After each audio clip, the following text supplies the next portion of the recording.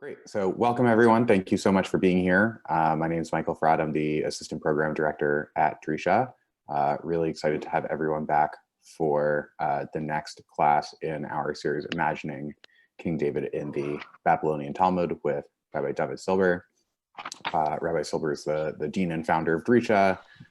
He has been teaching for many years with this institution and you know, with Tanakh, with Gemara, with all sorts of things. So we're really thrilled to be learning here this evening. Last week in the series, we worked a bit in Masechet Sanhedrin. We looked at some sugyas with Yoav, and we are going to be picking up with that material this evening. And without further ado, I am going to turn it over to Rabbi Silber. Thank you very much. Welcome, everybody. This was supposed to be the last class, but I didn't feel that can end the class tonight because there's so much more material. So we're going to add 2 additional classes next 2 Tuesday nights. And the Tuesday night after that, which is the 15th of December, we have a special lecture. It's the Renee and Alexander Bohm Memorial Lecture. And this year, Professor Jonathan Sarna of Brandeis, who's a big expert on American history, will be talking about an issue in American history that is relevant to the times we've been living through over the last few weeks and should prove very interesting. We'll have a Jewish bent to it as well. So that's the plan. Okay, so last week we looked at Gemara at the end of the 6th parak of Sanhedrin, which I thought was fascinating. And that's the Gemara deals with the story of Yoav, who is assassinated essentially by Shlomo's henchman, Benayahu ben Yehoyada, at the request of his father David. David's dying request is that Yoav be killed. Yoav is a very important person in the book of Shmuel. He also figures prominently in Divrei Hayamim. They paint a different picture of Yoav. The picture of Yoav in Shmuel is very complicated and very interesting. In any event, the way the Gemara tells the story, Yoav is killed presumably. The real reason Yoav is being killed presumably is he supported the wrong candidate. He was the supporter of Adoniah to succeed David, and Shlomo becomes the successor, and Adoniah gets killed, and the main supporters of Adoniah, Yoav being one of them, is also killed. So the way the Gemara tells the story, Yoav runs off to the temple, holds on to the altar, sanctuary, and Benayahu doesn't know what to do. So he goes back to Shlomo, and they sort of bring Yoav up on charges that he has murdered two people in the past. One of them in the ancient past, Avner. The other one is Amasa. These are 2 generals. Yoav himself being the commander-in-chief of David's army. And he killed Avner. So why did you kill Avner? If you recall, he answers, well, Avner killed my brother. So I killed. So they said, what do you mean he killed your brother? Your brother was running off to kill Avner. He's a Rodef. So Avner had every right to kill him. And Yoav's answer is, he didn't have to kill him. He could have just wounded him. He was an expert marksman. He could have wounded him bi'achat me'evarav. He was nitan lahatzilo me'achat me'evarav. He could have used minimum force to kill him, and therefore he wasn't entitled to kill him. And therefore, I had the right, as the avenger of the blood, as the Koel Hadam, to avenge the death of my brother. And that's part of the sugi. Then it goes on. I'm not going over the whole sugi again. But that is an interesting principle, actually, very interesting principle. We could call the doctrine of minimum force. So if you could have prevented someone from committing a murder, for example, by using minimum force, and you didn't use minimum force, that's considered an act of murder. And in this case, Yoav feels he could avenge the death of his brother. So of course, what the Gemara does, and often does, when it comes to David and David's court, whether it's Avner, whether it's Shimi, whether it's David, whether it's Doeg, whether it's Achitophel, whether it's Yoav, doesn't matter. They have all these halachic discussions in the Gemara. They rabbinize David and David's court. Okay, we'll come back to that again, but this principle of nitan latzilo me'achad me'evarav comes up again. I did want to respond at this point and mention something that Devorah Steinmetz, my wife, mentioned to me last week, and it's in response to Sandra Rappaport's question, actually. Sandra's question was, what is the Gemara actually about? What's going on in that text at the end of the 6th chapter of Sanhedrin? I spoke about that. I talked about the Gemara at the end, the Agalata, is, in a sense, countering the claim that's made in the beginning of the chapter that the judges make a decision, and their decision is a pure technical, theoretical decision without relevance to the consequences of what they decide. And that's the whole sugya in the beginning of the 6th parak, that the place of execution, for example, is distant from the place where the judges sit and discuss and determine what the law is. But the end of the chapter talks about, begins with the idea that if someone is executed because they rebelled against the king is permitted to keep their property, which certainly raises the question about the judgment of the king, because there's a benefit to the king. So in this context, I was talking to Devorah about this, and she made another point, which I think is a very important point. It's not actually related so much to what we discussed last week, but it's related to something that comes up earlier in the 6th chapter, which is connected. And in that 6th chapter, which talks about execution, among other things, it tells us that before the person is to be executed, the person confesses. Vidui, there's a confession before death, before execution. The Mishnah and the Gemara raise the question, what about if the person doesn't want to confess? Because the person says, I'm not guilty. I know the witnesses testified against me. I know that's the rule and all that. But let me tell you a little secret. I didn't do it. And I'm not confessing for a crime I didn't do. I refuse to confess. He wants to say, oh God, I confess all of my sins except this one. So there's a dispute in the Mishnah. According to one Tana, that's okay. But the other position in the Mishnah, the mainstream position, is no. He shouldn't be allowed to say that, because if he does this, it will cast aspersions upon the court. He should say, forgive my sins generally. But he can't say, shouldn't say, we don't allow him to say, I'm not sure how we stop him, but he shouldn't say, except for this one. And that actually, implied in the Mishnah and made clear in the Gemara, is something else, which is that this person is not allowed to tell the truth. And that essentially, the way you uphold the system, and this is what the Gemara is getting at, the paradox, that sometimes the only way to uphold the system is by acting in a manner that is inconsistent with the deepest values of the very system you're trying to uphold. And I believe that idea is actually even at the end of the chapter that we did read, when the Gemara talks about Yoav, it quotes the verse that David did mishpat and tzedakah, v'Yoav ala tzava. David was doing justice, and Yoav was on the army, in charge of the army. And the Gemara makes the comment, what enabled David to do justice? The fact that Yoav was on the army. So I think there's a very profound point in the end of the chapter, and the Agadata, in a sense, is countering the legal sections in the beginning of the chapter.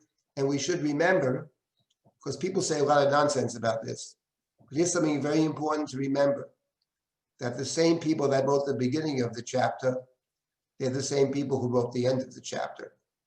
So it's the Gemara itself actually is raising these questions, which are serious questions about due process, about law, about the very things that society rests on, and raising questions about it. It's much more complicated than we might imagine. And because it's much more complicated than we might imagine, I would say it's much more fragile than we might imagine. So we have to be very, very careful about endangering the system, because the system is much more fragile than we typically consider. In any event, that's part of what we did last week. But what came up in the sugya was this idea that of nitan latzilo me'achat me'evara. So I thought this is a good segue to a Gemara also in Sanhedrin, and Michael will share this with everybody. It's on Daf Ayin Dalet Amud Aleph, and it starts with the word Abai. Abai Amar, b'yachol lahatzil bi'echad me'evara.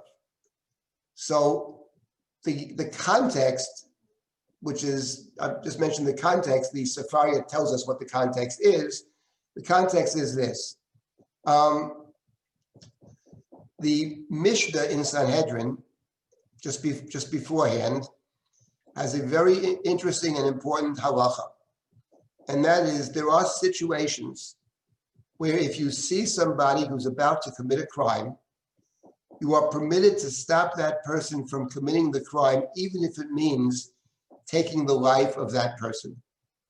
And the Mishnah enumerates cases where this is permissible, and the Mishnah enumerates cases where this is not permissible. So one of the cases which is permissible is if you see a person who is trying to rape a woman, then you are permitted, you have to stop that person. So what the Torah says it essentially, you are not just permitted, but obligated to stop the person from committing that crime against the woman, and even if it means taking his life.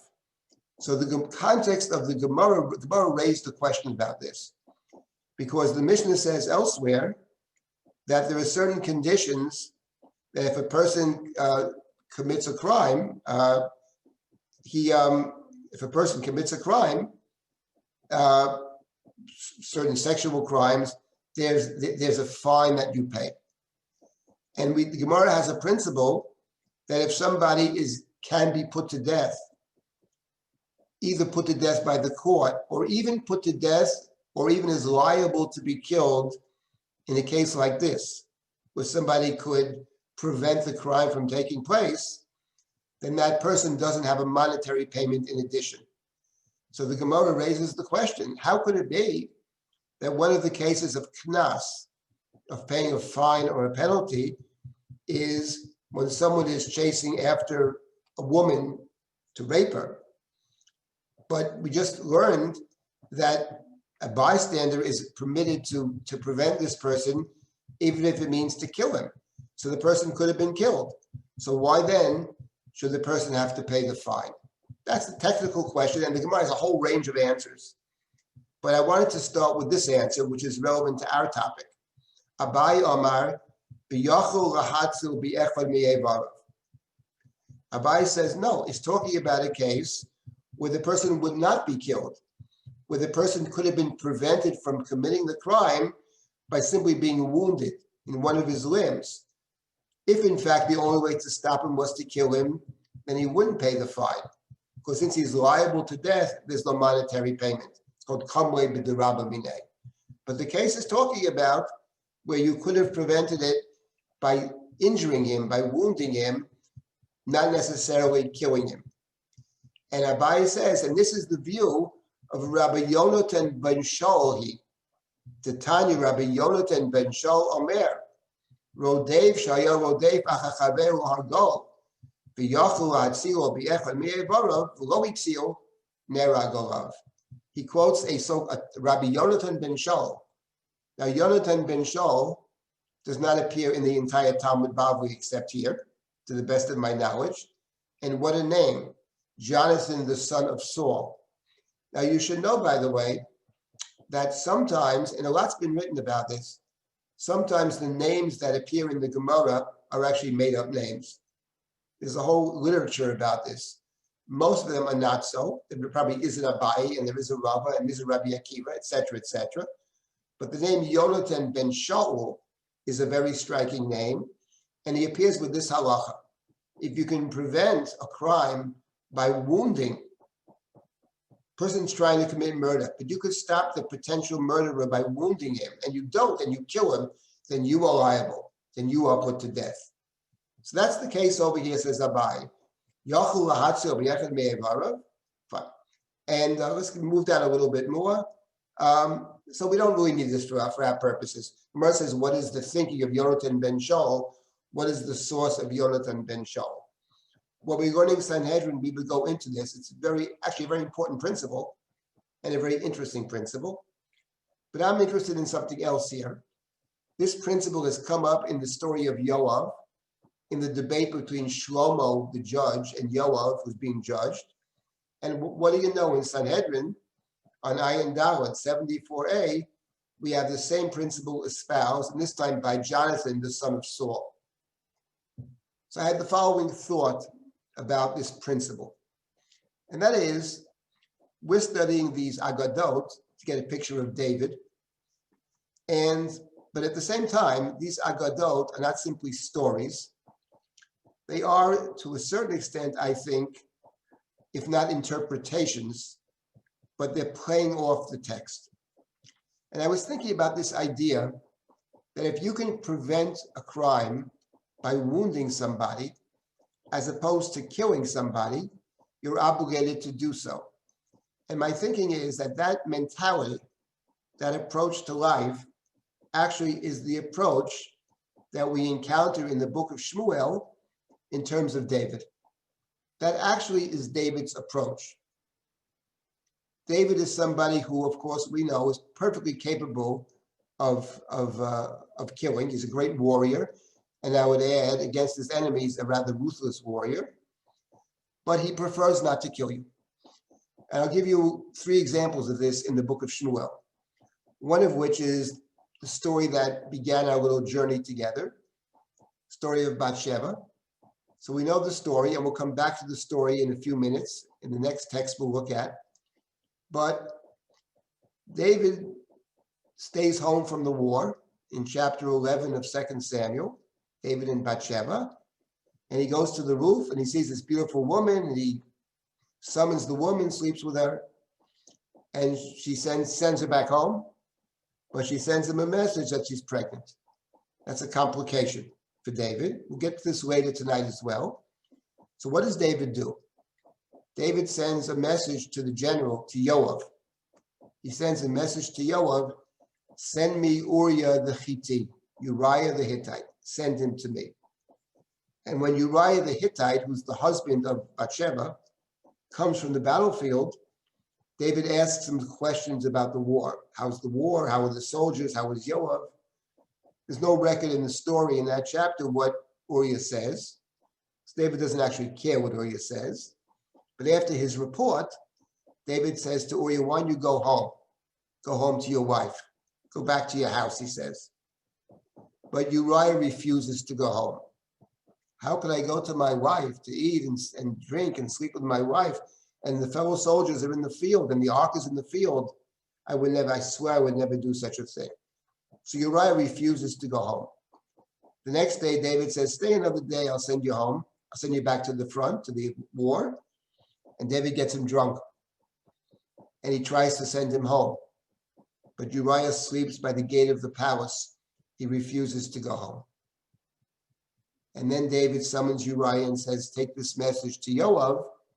It's a sealed message. And essentially the message has 2 words. It has more than 2 words, but I'll summarize it. Kill me. So Uriah bears a message which talks about his execution on the battlefield under the guise of war. And my point over here, and we'll come back to the story again, because the David Bathsheba story is what started us off on this whole study. But here's the point about David. David prefers not to kill Uriah. He has no interest in killing Uriah. He can solve his problem without killing him. He can send him home to his wife, and if 8 months later she'll have a baby, and nobody will know who the father is, and David will solve his problem. Everybody will assume it's Uriah's child. That removes the stigma from David. It also removes the problem of the potential heir to the throne having another lineage, which is a very important issue in the story. But that's David. So David does have Uriah killed, terrible story, but that wasn't his preference. He prefers to avoid the problem in a different way. We would say in the language of the Gemara, Nitan latzilo b'yachad me'evarav. And I am reminded in the book of Shmuel of another story about David. And that is that in the book of Shmuel, there are two parallel stories that appear 2 chapters apart. And that is in 1 Samuel, chapter 24 and chapter 26. They're very similar stories. And they are 24 and 26. Chapter 25 is a story we have encountered a bit, and we're going to encounter it in one of the next 2 weeks in some depth, because it actually addresses some of the questions that had been raised. Chapter 25 is the story of Abigail, Naval and Abigail. And there's a long Gemara in Megillah about that story, very interesting.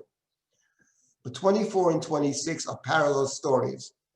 In chapter 24, David is running away from Saul, and Saul chases after David with his army, and Saul enters a cave. And David is in the cave. Saul doesn't know that. And David's men say to David, here's your opportunity to kill Saul. You can get rid of Saul now. He's coming after to kill you. And David sneaks up behind Saul, but instead of killing him, he tears his coat. And then Saul leaves the cave, and David calls out to Saul and says, look, I could have killed you, and here's evidence. I have your torn coat in my hands. That's chapter 24, and Saul cries, you're a better man than I am, etc.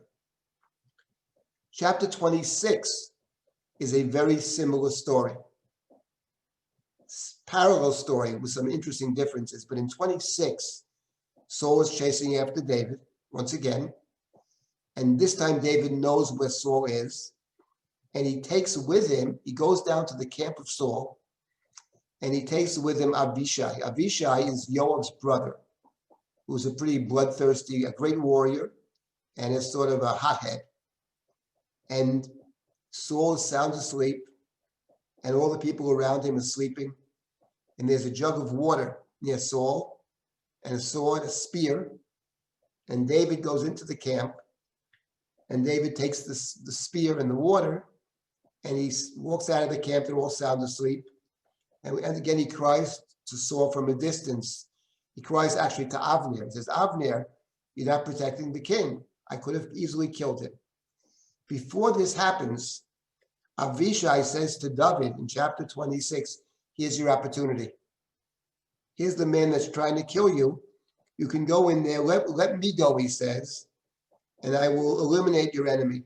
I'll go in, I'll eliminate your enemy. And David says, don't do it. He's the anointed of God, don't do it. And then David says, his day will come. Maybe he gets sick and dies. Maybe he dies in battle. Maybe he dies some other way, but I'm not going to kill him. I'm not going to kill him. So that's an interesting, those are two very interesting stories. And the second one is actually explicit. David says, don't do it. Not that David bemoans the death of Saul, quite the opposite. He begins to think about possible ways that Saul might die, but I'm not going to kill him. Someone else will take care of it. God will take care of it. The enemy will take care of it. We can accomplish our ends without violence. And that is something that is very David-like. Now, he tries with Uriah to accomplish his ends without violence. Uriah doesn't go along with it. Noble Uriah, and he pays the price, because having tried to accomplish the end without violence, there's no other way to solve your problem. So therefore, David has him killed. He sends the letter to Yoav. But my point about this Nitan Ratzilo Me'achat Me'evarav, which appears both in the Yoav story, was when Shlomo was making the indictment of Yoav, and Yoav responds, what are you talking about? He didn't have to kill him. And over here, with Abaye and citing Yonatan ben Shaul, Jonathan, the son of Saul, who of course is David's, one might say David's kindred spirit, or the positive side of David, the noble Jonathan, So it's not just a statement in the halachic context, but for our purposes, it can be read as a kind of interpretive statement. They're saying something about David. Even in the Bathsheba story, it is true. It's adultery, it's murder, etc. Terrible story. But we should remember, not that this justifies, I'm not suggesting anything like that, but it's a nuance. He doesn't want to kill him. He doesn't want to kill Uriah. Now, at the end of the day, for Uriah, it doesn't make that much difference because, in fact, he does kill Uriah.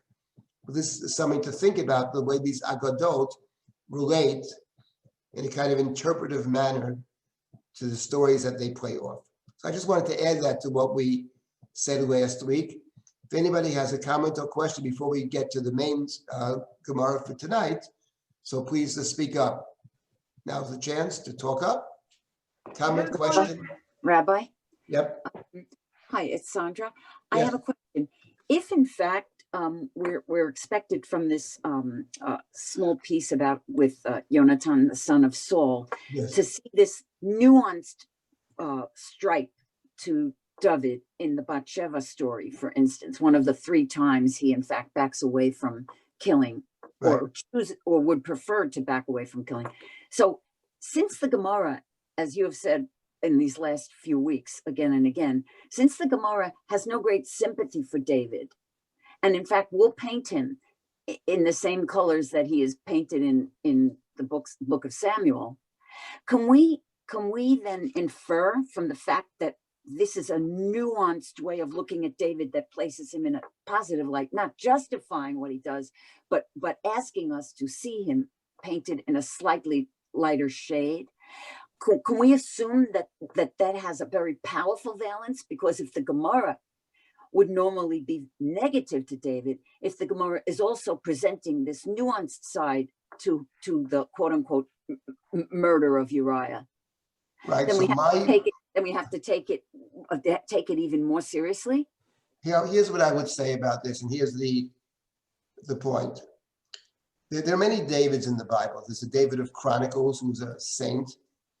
There's the David of Psalms. It's not a narrative so much, but David is a powerful spokesperson, a powerful, prayerful person.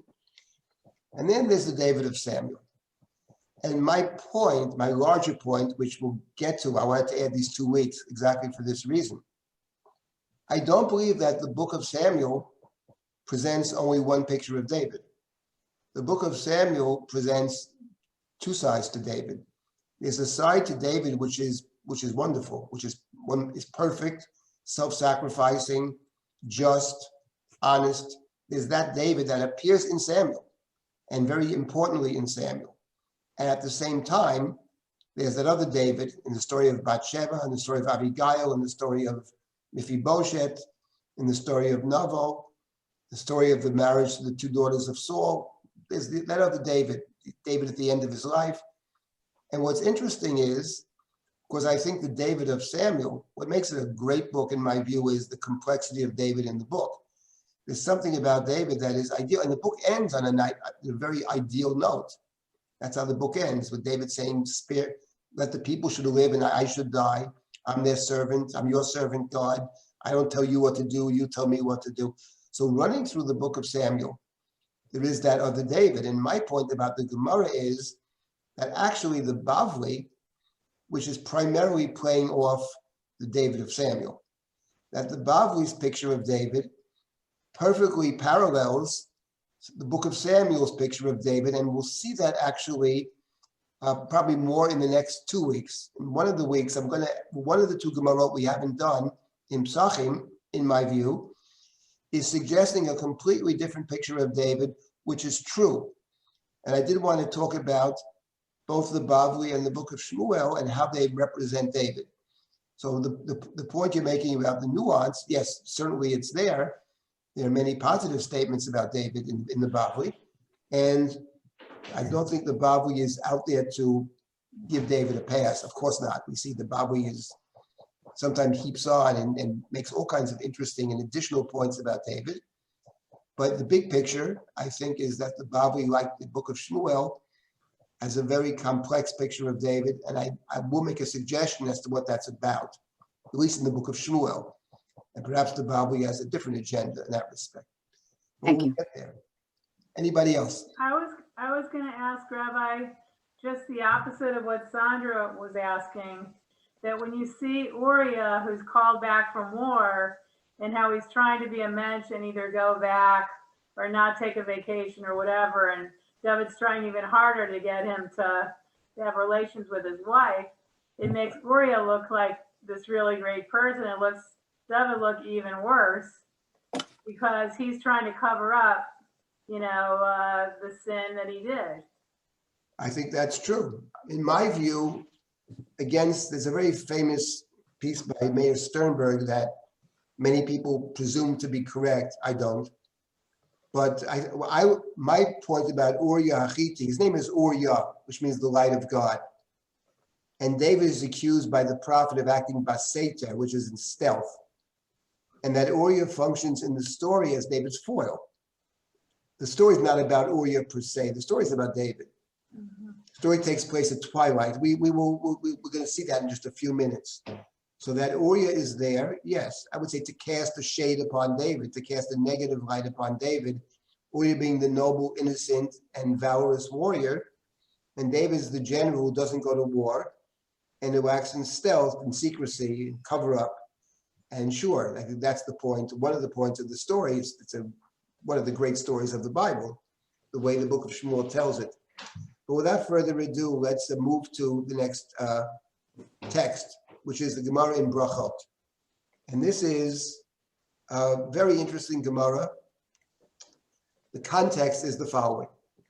The Gemara, the Mishnah in, the first Mishnah in Brachot, first Mishnah, period, in the Shas, talks about the appropriate time to say the Shema. So the Shema is recited twice. It's recited at night. It's recited in the morning. And the Gemara in the Mishnah actually talks about how much time does one have to say the Shema.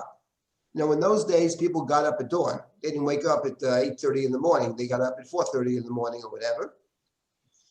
And there's an opinion that you can always say Shema until sunrise. After sunrise, it's too late when you wake up. But we follow a different opinion.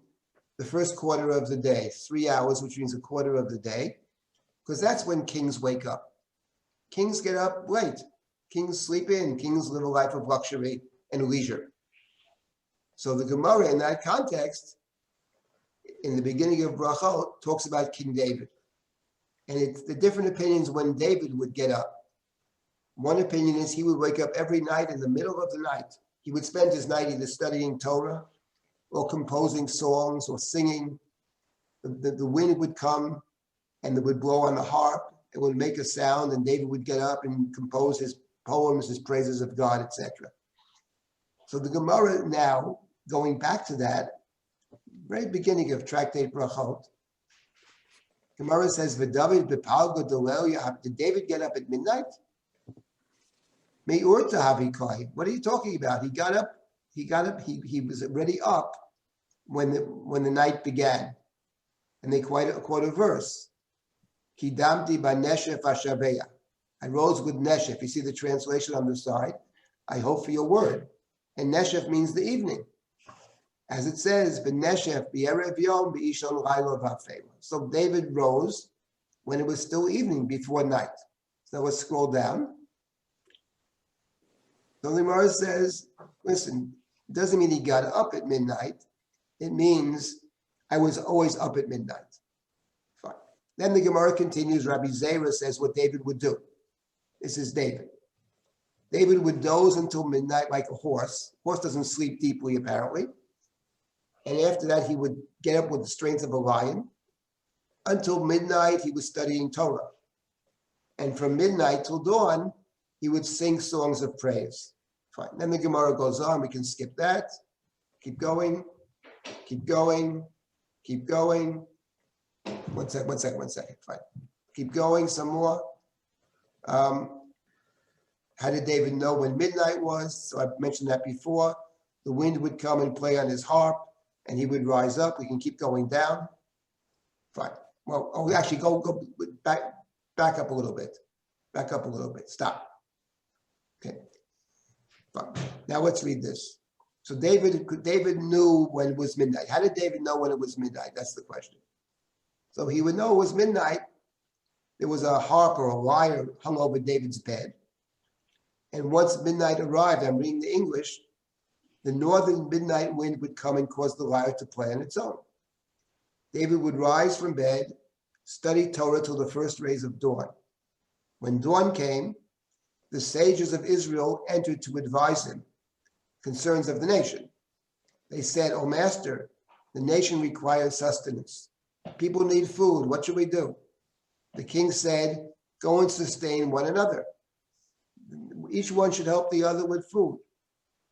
The sages responded to him, "A handful of food does not satisfy a lion.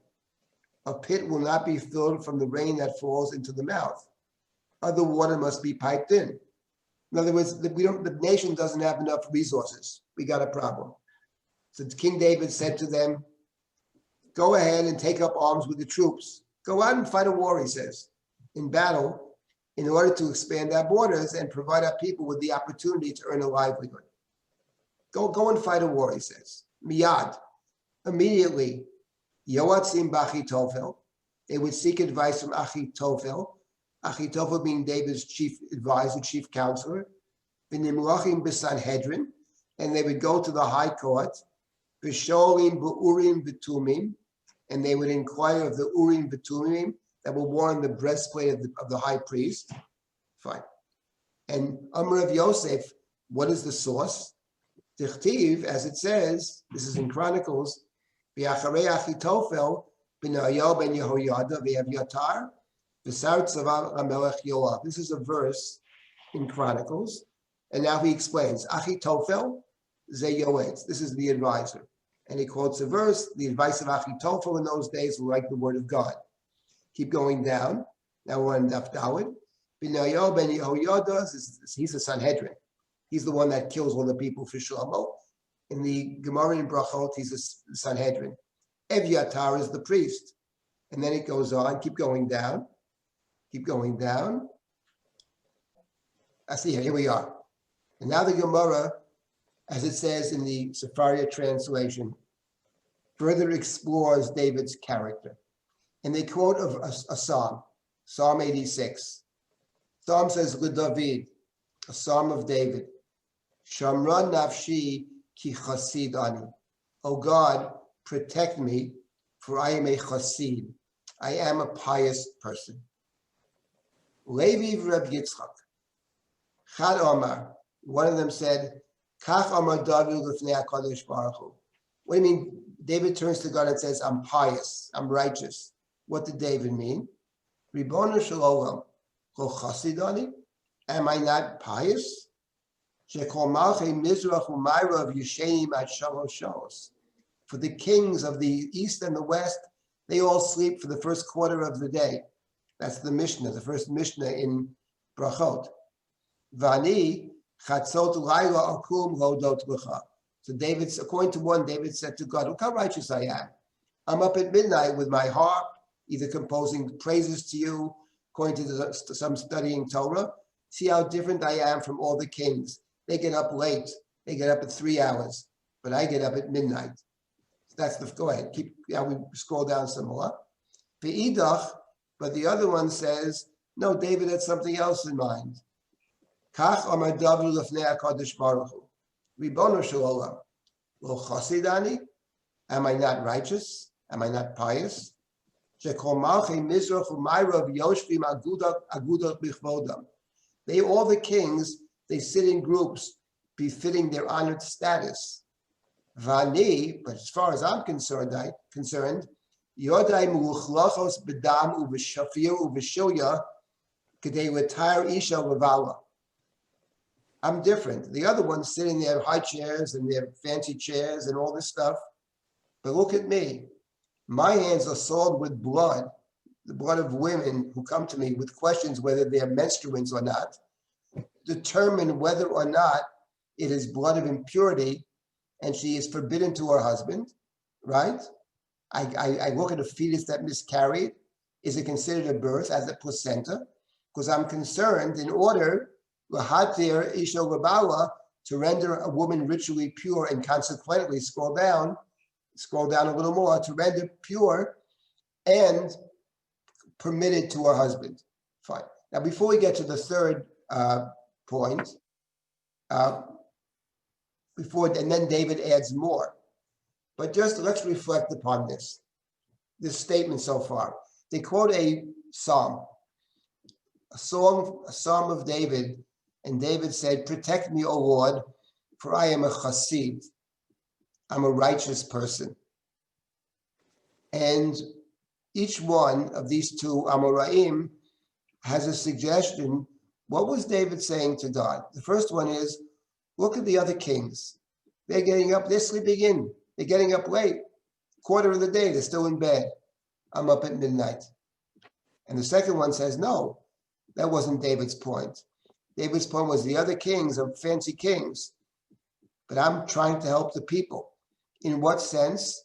I'm sitting there examining the blood of the women to figure out if it's considered dam nida and they're forbidden to their husbands. I look at a placenta. Is this a birth? Is it not a birth? Because I want to make sure that the woman is permitted to sleep with her husband. Those are the first two opinions. We'll get to the third point in a moment. But the point over here is an article by a guy named Jim Diamond, a long article about David in the Bavli that I came across. It has two parts. The second part, I think, is completely wrong. But the first part, he makes several interesting points, and I wanted to mention what he says, and I wanted to present it a little bit differently, or to raise the possibility of a different understanding. But what the point he makes about this is obviously the case. If we think about the story that generated our whole study, David and Bathsheba, what is the story of David? How does the story of David and Bathsheba happen? It's a story where David ends up causing the death, murdering Uriah Hittite, adultery and murder. How did it start? So chapter 11, on the roof. Yes, even before the roof. Chapter 11 says that chapter 11 is a continuation of chapter 10. Chapter 10 is a war against Ammon, which is David's fault, by the way. But let's just take that for now on faith. It's David's fault. It's a war that never should have happened. David is responsible for this war, 100% responsible for it. The war picks up again at the turn of the year. And David sends all the men, all the soldiers, all the valiant men to the battlefield. V'David Yoshev b'Yerushalayim, but David remained in Jerusalem. The storyteller doesn't tell us why David remained in Jerusalem. We're left to wonder why he himself didn't go to battle, but he doesn't go. He stays home. And then the next verse, chapter 11 of 2 Samuel, by Hili 8 Erev, it took place at twilight. V'David kam me'al mishkabo. David arose from his bed. And he gets up at twilight from his bed, and he walks on the roof. And from the roof, he sees a woman bathing. We discussed that story. Why was she bathing? What does it say in the text? V'hi mitkadeshet mitumata.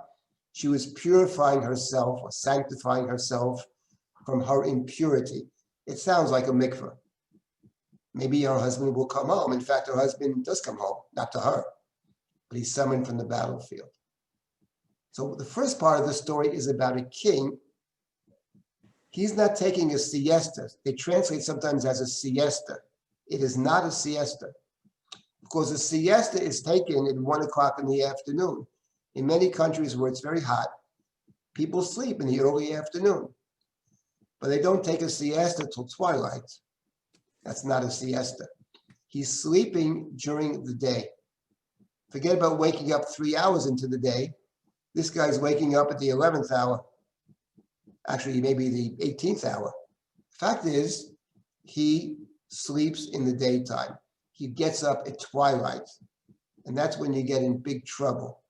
People that sleep in the day and are up at night, that's trouble.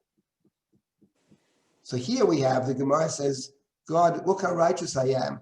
All the other kings, they're waking up at 9 o'clock in the morning, 3 hours. I'm up at midnight. But when you read the story here, the reader could recall the story of David who doesn't get up at 9 in the morning, but gets up at 6 at night, goes onto the roof. And what does he see from the roof? He sees a woman bathing, mitkadeshet mitumata, presumably, in case the husband would return from the battlefield, the noble Uriah. And of course, in that story, David sees her, and we discussed the Gemara in the Sanhedrin, but at the end of the day, he summons her and he sleeps with her. He mitkadeshet mitumata. And David actually interposes himself, one might say, between himself and between this woman's husband. So the story over here, in the beginning of Brachot, the reader of it, presumably, when you read the story about how David gets up so early, and then he's busy making sure that these women are permitted to their husbands, and their husbands are permitted to them. But we remember the story of David and Bathsheba. Yes, mikadeshet mitumata, but David's not worried about the husband being permitted to her. I'm not sure he's worried about anybody being permitted, but he grabs this woman. And then the Gemara in Brachot continues. Let's read a little more. Scroll down some more. And David said, actually, scroll back up a second. Back up a second, because I didn't, right? And a little more up. Yeah. V'go'od, he says, and not only that, El kol ma she'ani oseh, ani nimlach b'mefiboshet Rabbi. And David says, not only that, when I have a question about this case, this blood, and I'm not sure, I inquire of my Rebbe. David in the Bavli has many Rebbes. This one is Mephibosheth. Mephibosheth is Jonathan's son. V'yomer lo, Mephibosheth Rabbi, yafeh danti? Mephibosheth, did I come to the correct rule?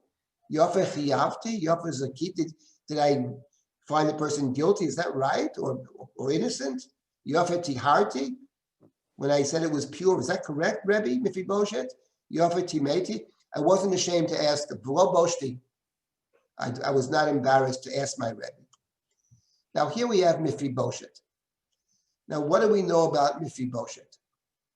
So Mephibosheth actually is the subject of a Gemara that appears in a couple of places. One is in Shabbat, but we didn't get into that Gemara there. The very first Gemara we saw. Mephibosheth is Saul's son, Saul's only son. He is lame. He has an accident shortly after birth. He can't walk. And David, after the house of Saul has been essentially annihilated, David asked the question, is anybody still alive in the house of Saul? And he's told that the Mephibosheth is still around, Jonathan's son. David swears to Jonathan to protect the family. So David summons Mephibosheth. He says to Mephibosheth, you eat at my table. I restore the family property to you. Everybody there works for you, and you stay with me and I'll protect you. Fine. Then when David is exiled, and Absalom rebels against David and exiles David, so Mephibosheth doesn't go with David. The reason Mephibosheth doesn't go, we know, is because he can't walk, and his servant, who is very powerful himself, double crosses him and takes all the horses, so Mephibosheth can't go with David. When David returns, finally, after the story of Absalom, Mephibosheth is waiting to greet him, and David says, why didn't you go with me? Earlier, by the way, in the whole fabulous story, David doesn't seem to care if anybody goes with him. Why didn't you go with me? And now prior to David meeting Mephibosheth, he meets up with the servant, Siva. Where's Mephibosheth? Oh, Mephibosheth stayed in Jerusalem when Absalom came. He said to himself, maybe they'll make me king, which is an absurd idea. Absurd on many levels. Oh, really? The field I gave to Mephibosheth, I give to you. So he takes away the field. Then when Mephibosheth is waiting for David, David's returning to Jerusalem, and David says, Mephibosheth, why didn't you go with me? He says, listen, I didn't go with you because I had a way to get to you because my servant said, wait, I'll saddle the horses, and he left. But he says, you do whatever you want. I'm just glad to see you back safely. And he's been in mourning for David. David says, stop talking so much. I've decided. You and Siva split the field. And Mephibosheth says, he can keep the field. I'm just happy you're home. That story, actually, in the Bavli, if we have a chance, the Bavli sees that story as a terrible story about David, which it is. And the Bavli says that when David said, you and Siva split the field, a voice came down from heaven and said, your descendants, and Yeravam ben Nevat, you split the kingship. The Bavli sees in the Mephibosheth story a terrible crime committed by David, maybe even worse than Bathsheba, because it's a perversion of justice in two senses. It's a perversion of justice because he makes his decision to take the field away before he meets Mephibosheth. And it's a perversion of justice because after the fact, it's obvious Mephibosheth is telling the truth. So what do you mean split the field? What kind of compromise? There's no compromise here in place. There's a right and a wrong. And David's supposed to be a judge. So that's the story of Mephibosheth. In this Agadah, though, David says, look what a righteous person I am. I'm so busy examining this blood, and whenever I have a question, I go to my Rebbe Mephibosheth. Did I do the right thing, Mephibosheth? He goes to Mephibosheth for judgment, but of course in the story in the book of Shmuel, Mephibosheth is the victim of David's false judgment. So now the question is, we have this Agadah that appears right in the beginning of Tractate Brachot, which one might say right in the beginning of the Talmud Bavli. And now the question is, what to make of this Agadah? What is the point of the Agadah? That's the question. I want everybody to think about that for a minute. What is the point of this Agadah?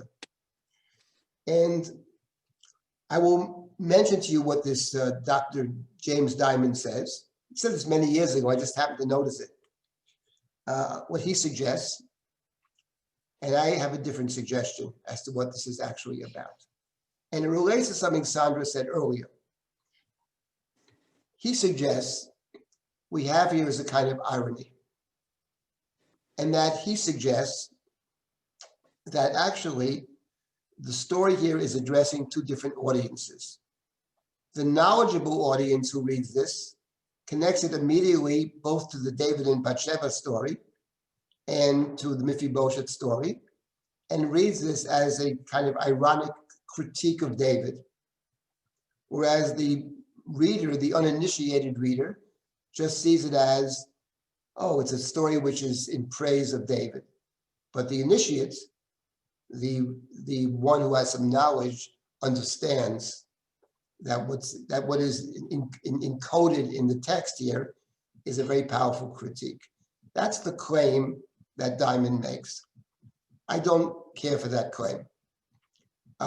In general, something about that claim, the idea that the Bavli is addressing two different audiences, the plain reader and then the expert or the one who knows better.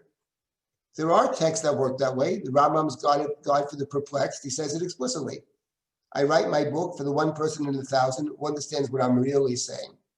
For the others, I'm giving you the standard lines, but I conceal the truth from the others who can't understand me. But I don't think that's what's operative over here. No. I have a different point of view about what's going on over here. I in general don't like that approach, that there are the scholars, maybe it's the academics, they know better. And the average guy, that's not for me. I think it's saying something different. I think there's one audience over here. And the Bavli assumes, in my view, that anybody who reads the story, who's read the book of Shmuel, understands very well that the story speaks to the book of Shmuel. And the book of Shmuel, at least in that story, actually, David is David is inserting himself in between husband and wife, and that David is guilty of a terrible crime, that what leads to the crime is a kind of malfeasance, what often leads to a crime, being in the wrong place at the wrong time. One thing leads to the next. He's not in the battle, so for whatever reason, he goes to sleep. He's the commander-in-chief who sleeps on the job. He sleeps in the day. He's up at night. He goes to the roof, and roofs are dangerous places. And only from the roof can he see this woman. And as far as Mephibosheth is concerned, that's the other great crime of the book. It's the mistreatment of this lame person. And even more than that, it's breaking a promise he made to Jonathan, the man who made him king. It's an ultimate ingratitude, and it's breaking a promise and breaking a vow. And anybody who reads this story, not just the academic elite, everybody understands that when you read the story, you are remembering the book of Shmuel. So what is the point? And in my view, I think a better approach is the following. And there's more to be said about this, and I'll say it in the future. But the point is this, that there are many Davids. There's the David of the book of Samuel. But then there's the David of the book of Chronicles. In the David of the book of Chronicles, there's no Bathsheba, and there's no Uriah, and there's no Avshalom, and there's no Adoniah, and there's no Naval, and there's no stories of Michal and Merav and all that business. There's none of that. It's all cleaned up. It's a different picture of David. And there's the David of the book of Kings, where David, outside of mentioning Uriah one time, he's the model king. The saintly kings are like David, or almost as good as David, or bad ones are not like David. So the point is that within the biblical canon itself, there are many Davids. And in my view, one way to read the Agadah in the beginning of Tractate Brachot is to say the following. It says, my beloved reader, there is the David of Samuel, and this story reminds everybody of the David of Samuel. But we are taking a different approach to David. The David of the Bavli, or part of the Bavli, or pieces of the Bavli, we know that story, and you know the story. We want to present you with a different picture of David. That's what this story says to me. We know that, don't forget the other story. We remember the story very well. We are presenting you with a different picture of David. And let me just say the following thing about a different picture of David. And come back to the David and Bathsheba story, and I'll end with that and take comments and questions. At the end of the David Bathsheba story, Uriah is dead. David takes Bathsheba as his wife. Child is born. And David thinks his problems have been solved. Now the child is his child, and there's no Uriah, and there's no other line, and no one knows, he thinks. But of course, God knows everything. And the prophet goes to David, Nathan the prophet. And Nathan says, King, because the king's a judge, I have the following case. What do you think? There's a rich man and a poor man. Rich guy's got everything, 1 million flocks. Poor guy has one animal that he cares for and raises and treats like a member of the family. And a stranger comes to town. And the rich one doesn't want to give one of his animals to prepare for the stranger. So he takes the one animal, the little lamb of the poor man, and he kills it and prepares it for the stranger. What do you think is the rule? And David got exceedingly angry. And David said, that man should die. I swear he should die. He has no compassion. And he should pay 4 times because he did this wicked deed. And he has no pity. And Nathan said to David, you are the man. And what is the point of that story? Because elsewhere in the book, the prophet doesn't come with parables. Samuel tells off Saul. Samuel tells off Eli. But in the case of David, it's different. Because the point of the book is actually that David has a deep moral sense. Deep. He doesn't just say what the rule is. He gets exceedingly angry. I swear that blankety blank should die. Who does this kind of thing? It's you. And that's the point of the story. The tragedy is David is perfectly capable of doing the right thing. Not just that, he's capable of moral outrage. And that picture of David appears and reappears throughout the book of Samuel. We'll see this next time or the next 2 times.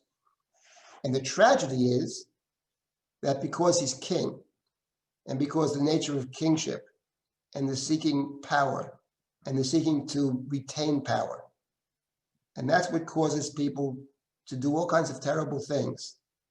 And not just to do terrible things, but not to see. You don't see the truth because the power corrupts the ability to see. So the idea of presenting a different David is not foreign even to the book of Samuel. It's not foreign to the Bible, but it's not even foreign to the book of Samuel. The David who says, I swear that person should die. And David got exceedingly angry. This is not right. This is not justice. This is not compassion. You are the man. And that's at the center of the book, actually. The book's about kingship. The book's not against kingship. The book's about what power can do to people who wield power or who seek power. What it does in terms of behavior, what it does in terms of vision. That's what the book's about. So this Agarata in the beginning of Brachot, in my view, is saying to everybody, not just to some little group, you know, we're going to present a different picture of David. Often in this book, there'll be a different picture of David. And you know what? That picture of David is also true. Because the same man who is capable of killing his enemy, he didn't want to kill him, but he does, of causing the death. The same man is the same guy who's up all night composing the songs that we sing. It's the songs that we sing. Songs about prayer, it's David. The same guy. And that's how we're going to approach David in the Talmud Bavli. We're not going to cover up any crimes, quite the opposite. And we know you're all aware of the story of David and Bathsheba. But there's another way to read David. It's kind of the ideal David. There's the David who does, in the words of the book of Samuel, Tzedakah u'mishpat u'chol amo. And David did righteousness and justice for all his people. That's also with David in the book of Samuel. And that's also with David in the Talmud Bavli. I have to stop at this point. Are there any comments or questions? We meet 2 more weeks. So next week, I think we'll take care of Megillah, the Gemara and Megillah, and then we'll save Psachim for the end, which is very positive about David. Comments or questions? If someone wants to has questions, you can send me an email, and I'll be happy to respond. dsilber@drisha.org. Okay, thank you very much. Thank you. It's Briefly, fascinating. Rabbi, Okay. See you next week. Thank you. Thank you. Thank you.